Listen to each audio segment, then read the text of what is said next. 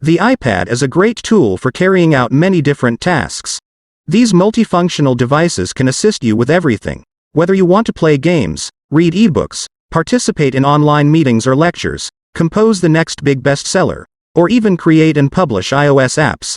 It can be difficult to decide which iPad to purchase, though.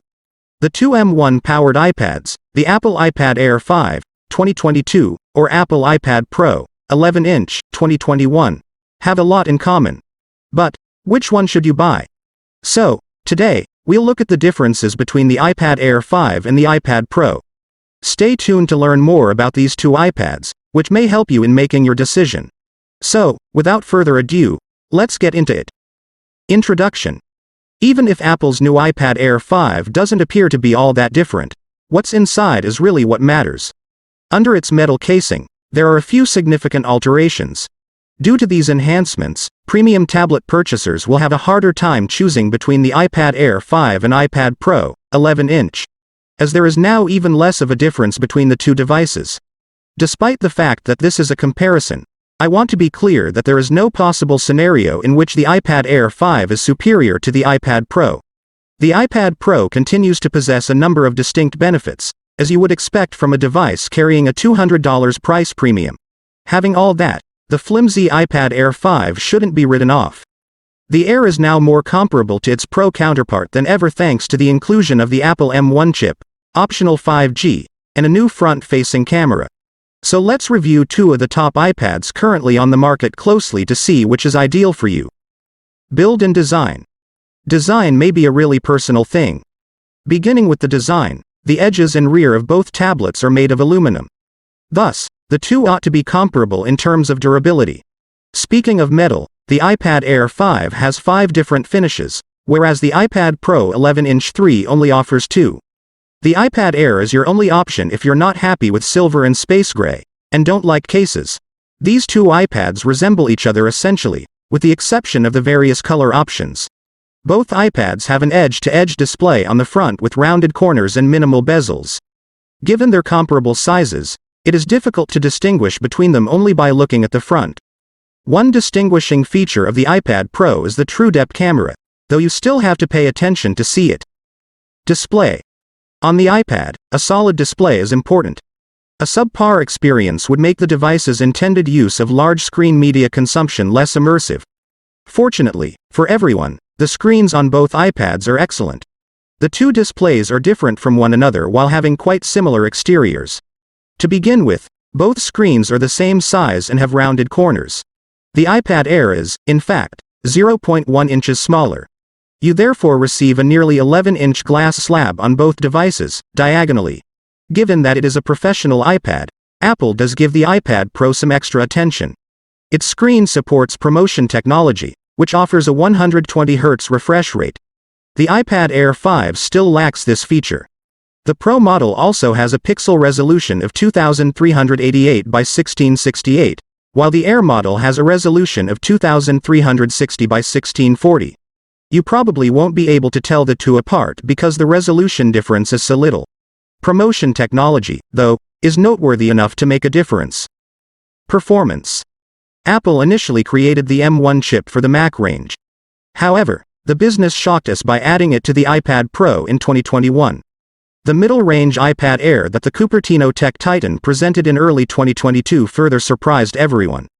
Both the iPad Air 5 and the iPad Pro 11-inch provide a buttery smooth experience given the unmatched processing power they have.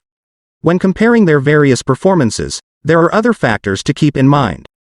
The newest iPad OS 15 is supported by both iPads, which also have 8 GB of RAM. However, whether you get the 1 TB or 2 TB model, the iPad Pro supports up to 16 GB. So, you may want to think about the quicker iPad Pro if you intend to use your iPad for pro content, such as creating apps with Apple's Swift Playgrounds. Despite the restrictions of iPad OS, both iPads perform well in terms of processing. Cameras. When purchasing an iPad, the camera is often not a major consideration. After all, the gadget isn't as portable as the iPhone, which is what most people use for taking pictures. However, it's crucial to emphasize the differences between the two. The iPad Air 5 has one 12 megapixels wide camera on the back, starting with the cameras. On the other side, the iPad Pro 11-inch combines it with a 10 megapixels ultra-wide lens with a 125 field of view, FOV. Not to mention that it has a spotlight for nighttime shooting and a lidar scanner for 3D mapping. The Pro model is what you should go for if you plan to use your iPad to map out rooms or other buildings for 3D modeling. The Air is more than sufficient if the camera isn't a huge problem. The iPad Air sports a 12 megapixels ultra-wide 125 FOV FaceTime camera that supports center stage on its front side. Even when the iPad is stationary, this feature maintains your faces centered while you're moving. The same lens is provided with some added benefits for the iPad Pro. It can take portrait mode photos because of the TrueDepth camera system and the additional sensors. Not to mention the authentication feature with Face ID. In the Air variant, the power button houses a Touch ID sensor. Battery life and charging. Poor battery life can put off a lot of prospective buyers. After all, Apple promotes the iPad as a PC substitute for some users. Therefore, it is reasonable to expect users to have a battery that lasts them through a day of work or school. There are 28.6 watt-hours and 28.65 watt-hours in the iPad Air 5 and iPad Pro 11-inch, respectively. Therefore, they are essentially the same. On one of the two iPads, the company asserts that you can surf the web or watch movies continuously for 10 hours. Because of the corporation giving them the same scores, there are no winners in this round. The battery life should, in the end, be sufficient to get you through a day of moderate use based on my own usage. The only ports on either iPad are, as expected, USB Type-C connections. 20W charging bricks and USB Type-C to USB Type-C cables are included in their boxes. Usually, the iPad Air 5 requires approximately 2 hours and 15 minutes to charge fully while not in use.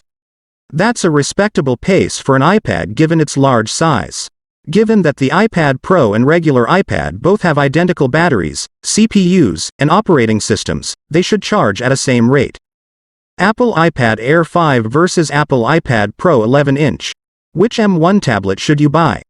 The starting prices in the US for the iPad Air 5 and iPad Pro 11-inch 3 are $599 and $799, respectively.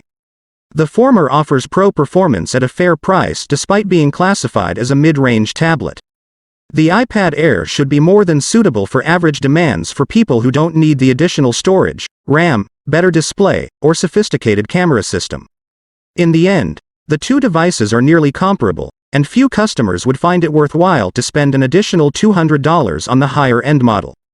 The iPad Air 5 is clearly superior in terms of value for the money. In terms of specs, the more expensive iPad Pro 11-inch 3 clearly wins. That's all for this video. Please like, subscribe, share and comment on this video if you enjoy it. See you in the next video. Till then, take care. Thanks for watching.